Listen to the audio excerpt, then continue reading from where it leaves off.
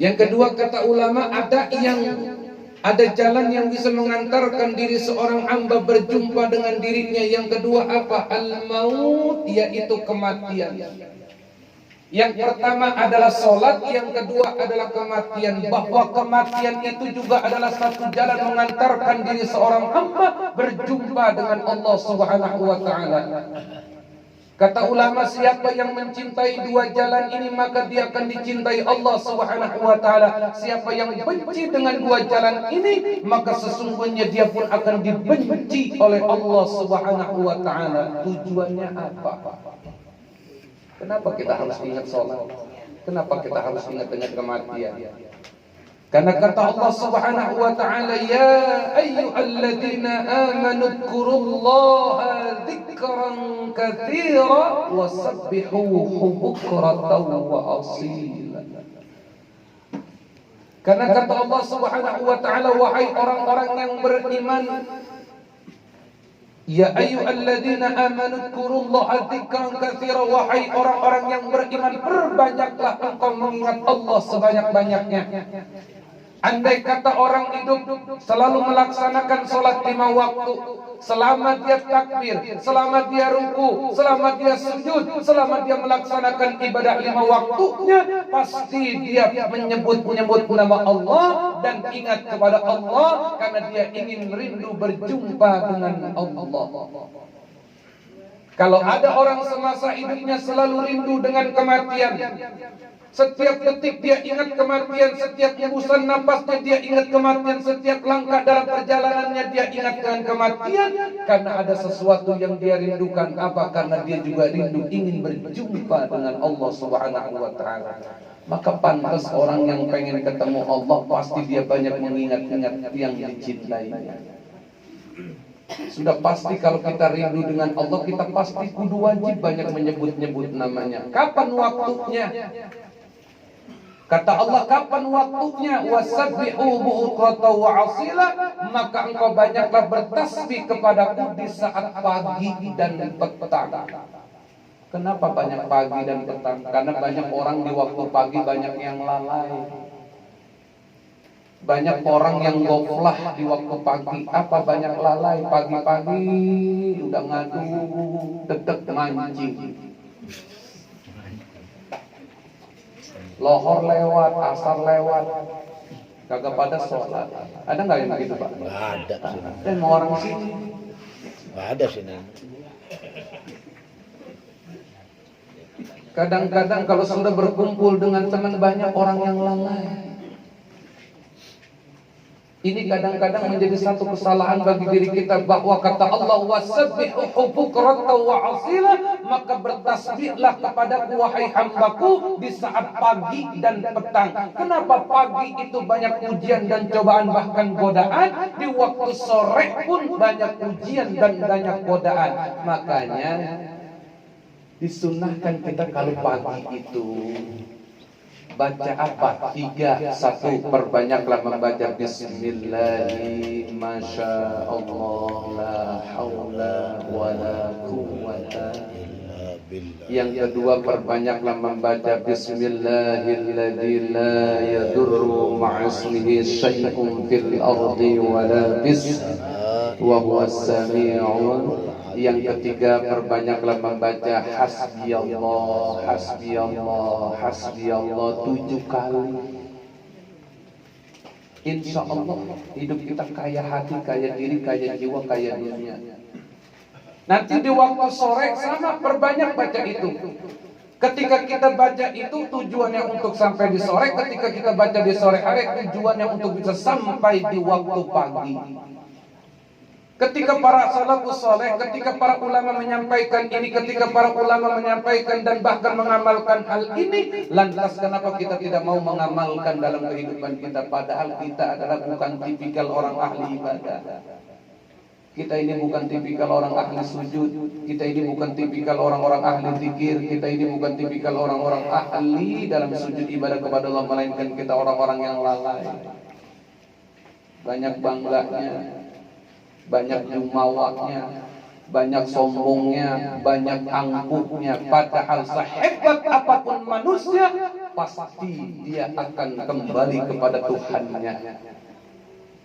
Makanya kan kata Rasulullah waktu dinasihatin sama malaikat Jibril, kata malaikat Jibril kepada Nabi Muhammad, apa? Ya Muhammad, hiduplah kamu sesuka hatimu.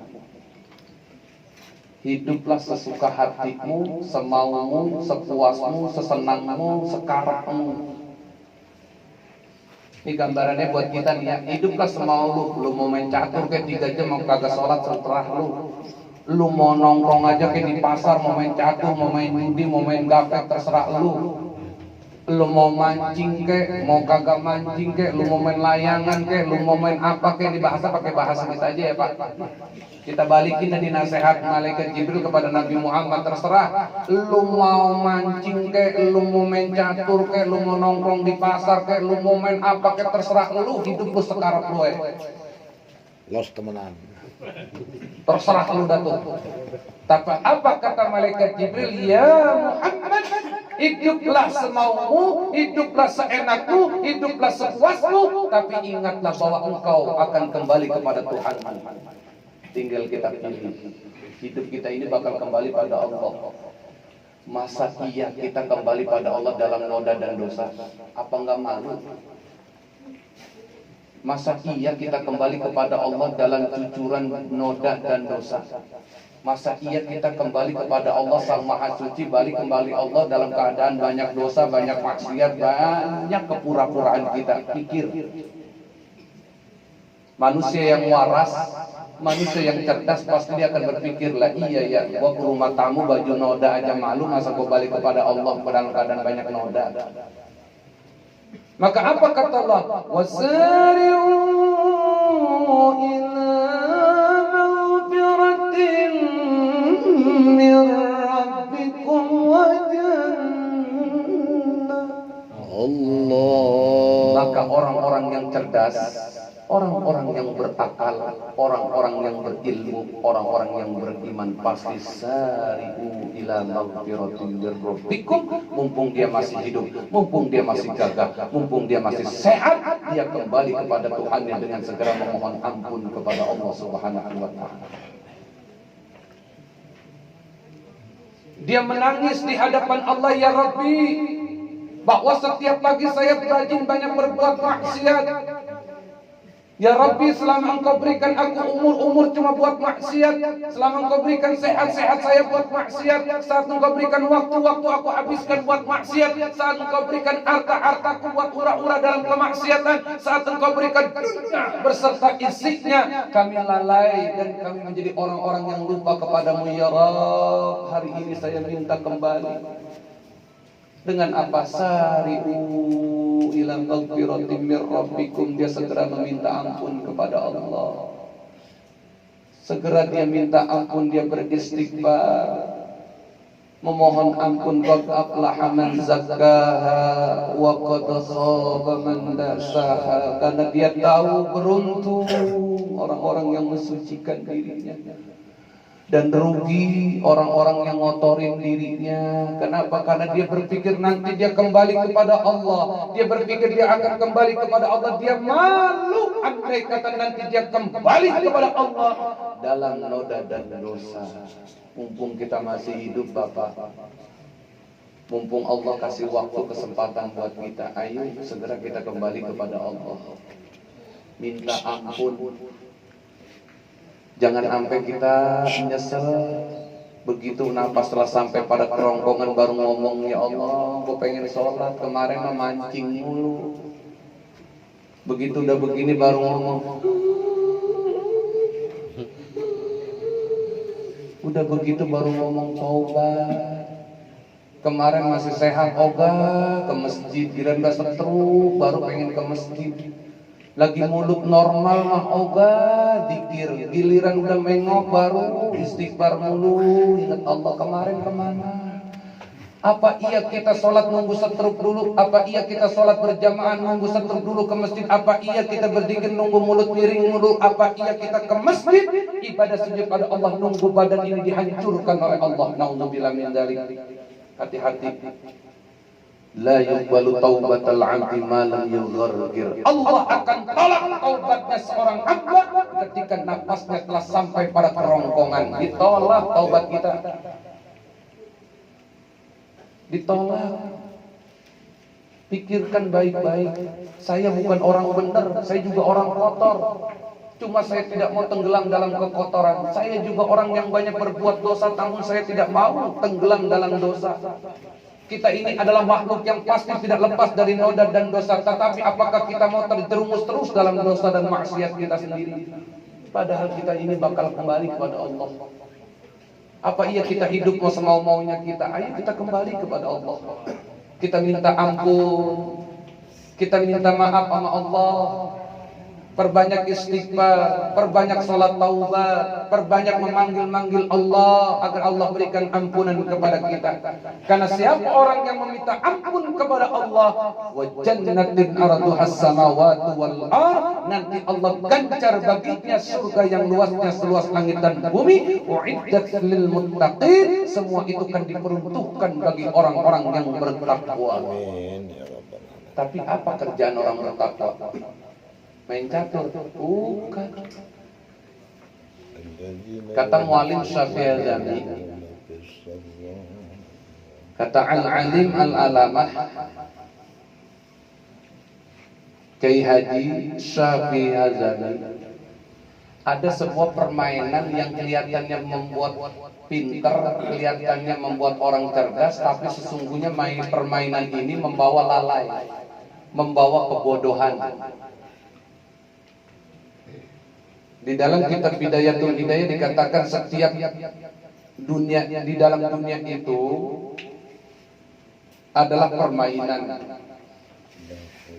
Kata Al-Imam Al-Ghazali, setiap isi dunia itu adalah permainan. Kalau engkau ingin memainkan sebuah permainan, mainkan. Tapi ingat bahwa setiap permainan pasti membawa kelalaian. Gak apa-apa, tarik aja ke situ. Situ aja gak apa-apa. Iya, nanti saya minum. Kata Imam Ghazali, dunia ini tempatnya permainan.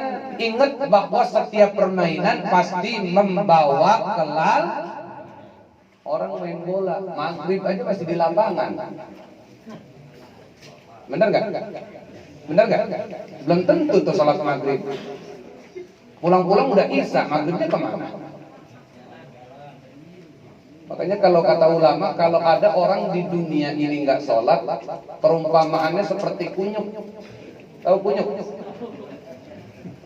Kunyuk makan doyan, main doyan, tidur doyan, sholat kagak. Tapi yang lebih keji lagi kata ulama, kalau monyet tidak sholat pantas, kalau monyet tidak ibadah pantas, kalau ada manusia yang tidak mau sholat, maka dia lebih keji daripada kunyuk. Kal an'am wal khumr. Tuh lihat. Tinggal kita pikirin, gua mau dipanggil kunyuk atau bukan, itu aja.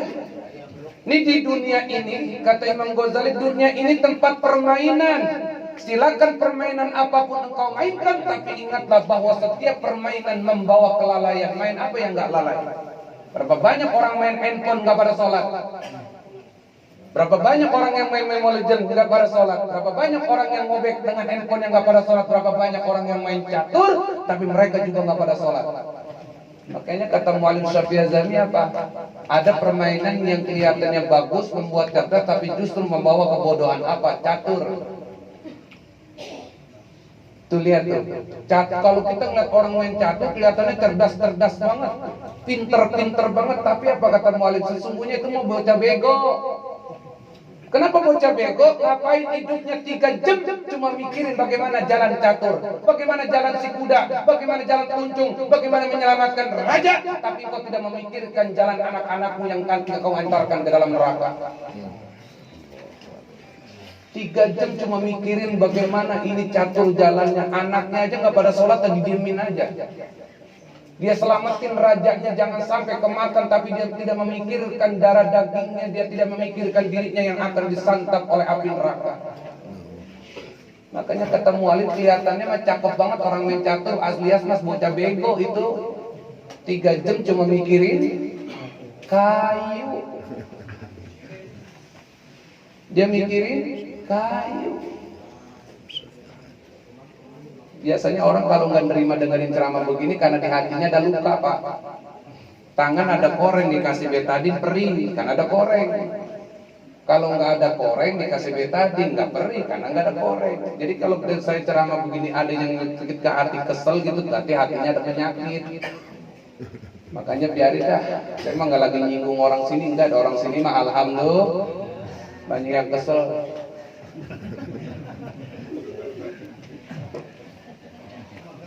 Ayo, mau makan dah, mumpung masih hidup. Mumpung masih itu yang pertama tuh kata ulama. Jadi kata mu'alim itu permainan yang kelihatannya bagus membawa kecerdasan tapi sesungguhnya menyeret dalam kebodohan, yaitu adalah catur. Kenapa? Karena kita ini pemimpin.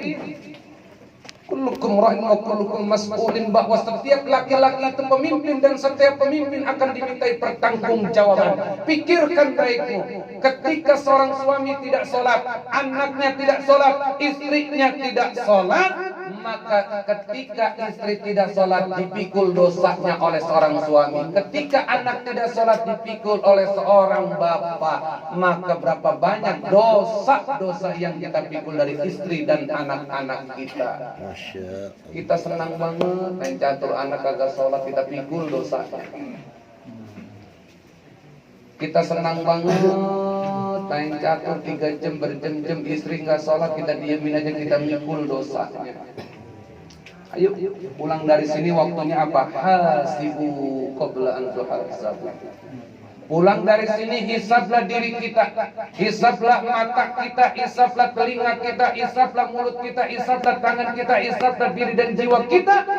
Apakah selama ini yang Allah berikan sudah kita pakai untuk sujud ibadah kepada Allah? Apakah justru kita lalai dari mengingat Allah? Pulang dari sini perbanyak muhasabah, introspeksi diri. Kenapa begitu? Karena kita bakal mati. Kita ini bakal mati. Saya yakin bapak nih yang duduk di sini, abang yang duduk di dalam pasti nggak ada yang demen sama mati. Coba saya tanya, ada di sini yang setiap hari doanya minta mati? Enggak ada. Ustadz Jalal aja takut sama mati yang Ustadz.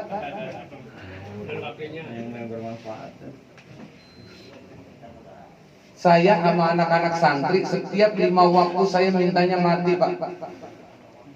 Setiap 5 waktu saya minta sama anak-anak santri selalu doanya minta mati. Kenapa saya bilang begitu? Karena saya mau minta ataupun tidak minta tetap saya bakal mati, tapi saya minta kepada Allah kematian. Ya dzal jalali wal ikram amitna ala dinil islam.